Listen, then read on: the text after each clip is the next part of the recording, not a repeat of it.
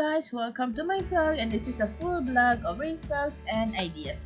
First of all, papakita ko po muna sa inyo ang aking workspace. So, maliit lang talaga aking workspace kasi I live in a small apartment. Tapos, ito yung aking kung saan ako nagkakat. I actually have one other printer kaso nga hindi ko siya ginagamit is because it's quite expensive yung cartridge niya. So, yung magiging project natin today is Zodiac Sign Magnetic Bookmark. I made it sa Canva since wala nga akong app for drawings and etc. So, I use Canva for the design. So, yung soft copy niyan or the digital copy nito will be uploaded on my shop soon. So, right now, focus muna tayo sa paggawa ng magnetic bookmark. So, I use Epson L120. So, yung L120 ng Epson is hindi siya for borderless printing. So, kung binabalak yung bumili nito, so mas better siguro yung mga upgraded version na lang ng Epson printer. Pero if, like for example, like this one, Zodiac bookmarks lang naman, so we can use the L120. And it's quite cheaper compared dun sa mga ibang printer.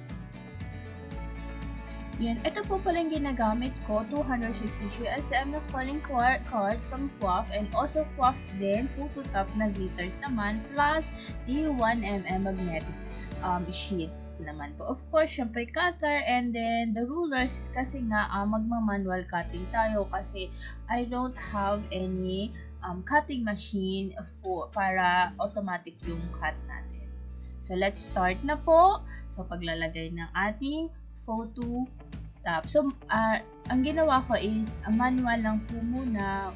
Hindi ko muna ginamit yung cold laminating machine kasi nga, syempre, it's for the vlog. Let's be honest lang naman. It's just for the vlog. Kaya, yan. So, squeezy lang po muna tayo. Ayan, hugot-hugot, ganyan. Diba? More on, talagang manual na siya. For the vlog. Okay? Kailangan ko pa bang magkunwari? Just for the vlog po. So, ayan. Another one po. Another photo top. Glitters naman po for another sheet ng magnetic bookmark. So, hugot-hugot din. Squeegee, ganyan. Diba? Talagang manual po talaga lahat siya. Ayan, so nalagay na natin yung photo top. Right now, ang gagawin na natin is yung manual cutting. So, I use syempre cutter and then the ruler. So, wala pa po kasi ako cutting machine. Kaya, tiis-tiis po muna tayo hanggang sa maka-afford tayo to buy the cutting machine. So, it's quite expensive kasi kaya manual cutting na lang. So, lahat ng bookmarks ko, lahat ng aking products ay manual cutting po for now. Yan. So, nag-iipon pa ako. So, hopefully, magkaka-customers tayo. And then, makakaipon, makaka-save.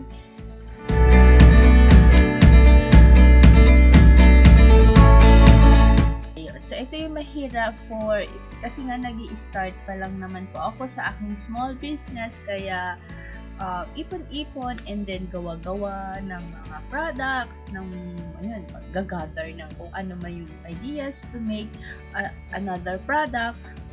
So, right na, ayan po. So, nawawala na tayo sa ating vlog. Pero, ayan. So, patapos na yung isang page. Almost patapos na isang page. So, mag-next page na tayo, guys. Sa lahat yan. So, pinakamahirap ko ang ginawang bookmarks cutting kasi yung isang product na merong square, hindi sila parehas ng sizes ng bookmarks. Kaya, yun yung pinanapagod ako talaga doon kasi talagang hindi kasi talaga siya manual cutting kasi talaga siya. Yung kailangan mo talagang sundin yung line na ginawa. And also, yung triangle, yung bookmark na triangle, talagang yun din yung isa sa pinakamahirap na ginawa ko bookmarks. Sa manual cutting lang po yun, guys. Ayun. So, mas prefer ko kasi yung ganito kasi na-check ko talaga siya na nakakat siya ng maayos. Unlike yung meron ako isang cutter yung medyo mahaba kasi hindi ko siya natatansya, guys. kaya ito yung ginagamit ko, yung knife type cutter. So let's proceed na sa corner punch. Ayan, so ayan aking biniling corner punch po. So very cheap lang naman yung corner punch kasi yun lang po yung kaya kong i-afford for now. So hopefully makakapag-ipon ako guys. So tulungan niyo ko sana ako makapag-ipon ng mga machines or like for example yung talagang pang small business. So right now in sa ating naman magnet. So I have mga strips na magnets gamit ko before. Ito yung mga sobra doon sa aking other bookmarks. Ayan. So ito yung paano ko pinakat kasi nga manual cutting din naman yung magnets, kaya yun. So nagpiprint ako nung strip size sa bond paper and then ididikit ko ngayon sa magnets para makat ko ng maayos. Pantay-pantay yung pagkakat ng magnets. Dati kasi niruruler ko, nilalagyan ko ng mga lines yung mismong magnet kasi gumagalaw yung ruler, gumagalaw yung kamay ko. Kaya hindi siya talaga maganda guys. Hindi pantay yung pagkakat. So, eto, ang ginawa ko talaga is nagpiprint na lang ako sa papel, yung lines kung saan ako susundan, i-date talaga ako ng double-sided tape. Kaya, so medyo maganda naman po yung pagkakat. So, more practice pa for me kasi nahihirapan pa rin ako sa pagkakat. Pero, mapag-aaralan din naman. Let's continue to improve hanggang sa magiging maganda yung ating products and hopefully magkakaroon na tayo ng customers. Yan. So, patapos na. Ayan. So, two bookmarks yung gagawin natin for today's vlog para makita nyo po yung ating vlogs. Yung ating magnetic bookmarks. So, ayan po guys. Ayan. So, tapos na yung isa, di ba? And then, so, hahanapin natin. So, I'm a Virgo. So, Virgo yung aking ginamit sa bookmark. So, ayan. Patapos na po. Ayan. So, hopefully, nagustuhan nyo itong aking magnetic bookmark. Zodiac sign naman siya. So, right now, doon tayo sa, doon? So, parang border or parang board ng ating magnetic bookmark. So, nagkamali ako ng size kaya, so, hindi ko na siya inedit hindi ko na siya inedit for now, pero once na magpo-produce na ako ng talaga ng product, so edited na talaga yung ating bookmark. So ito yung style or board yata. I don't know what do you call this one, pero yun po yung kung saan ilalagay yung magnetic bookmark. So medyo matagal. Guys, magkakwentuhan na po muna tayo.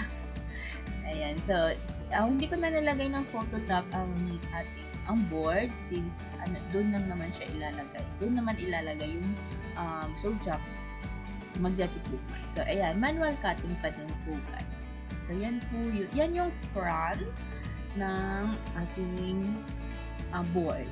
Okay? So ayan, panoodin muna natin yung paano ko siya pinakat.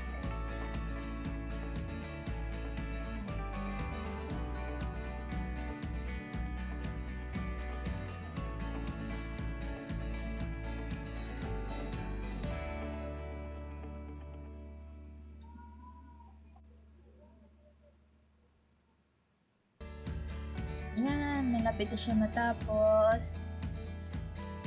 Yan, isa na lang guys. Wait na lang, malapit na talaga siya. And then finally, ayan na po yung finished product. So, ilalagay na natin yung ating dalawang natapos na magnetic bookmarks. So, ganyan po yung magiging itsura niya. So, medyo malaki pala yung nagawa kong board. Ano ba tawag dyan? I don't know what that anong tawag po dyan? Diba nag-English pa ako? Pwede naman ako magtagalang guys. Yan. So, binawasan ko. Right na binawasan ko na yung square type. Okay? So, yun po. Thank you and hopefully magustuhan nyo po yung for today's vlog po. Thank you so much. See you soon!